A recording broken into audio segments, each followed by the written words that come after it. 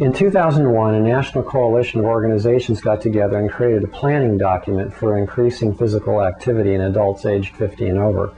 Representatives included AARP, CDC, American Institute on Aging, American Council on Sports Medicine, and American Geriatric Society. The goal was to identify barriers to physical activity and figuring out strategies for dealing with it. All of these organizations realize that physical activity is key to extending an active, independent life, reducing disability, and improving the quality of life.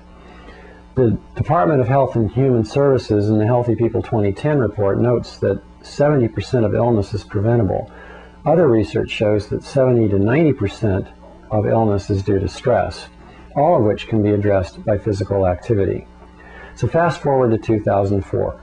The National Council on Aging, which in itself represents over 3,500 individual and organizational members, asked the Institute of Integral Qigong and Tai Chi to carry out a trial program for introducing physical exercise to older adults using Qigong and Tai Chi.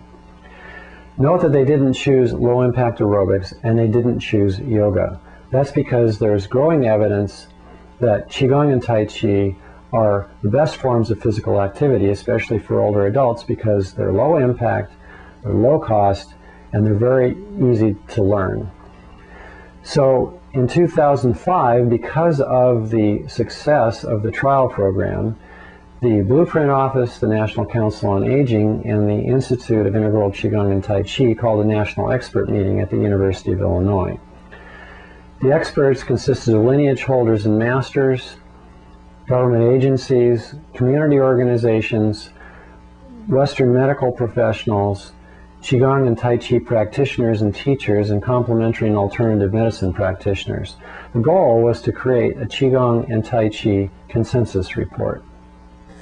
The National Expert Meeting on Qigong and Tai Chi Consensus Report contains the outcomes and expert recommendations of the meeting. A few of the highlights are: course content consists of movement, self-massage, meditation, and breathing.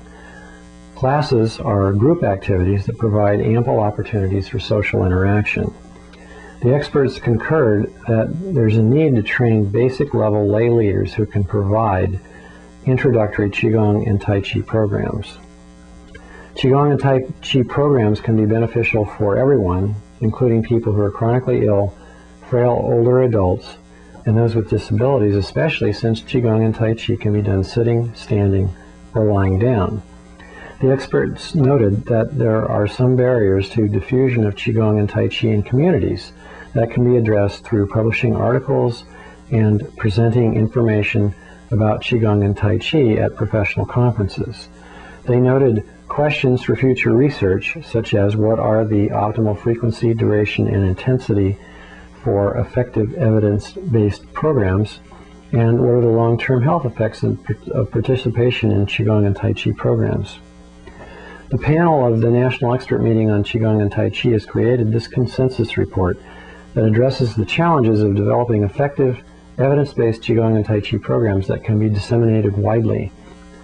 Their consensus recommendations are useful to assist organizations, agencies, and facilities in developing and implementing mind-body practice programs.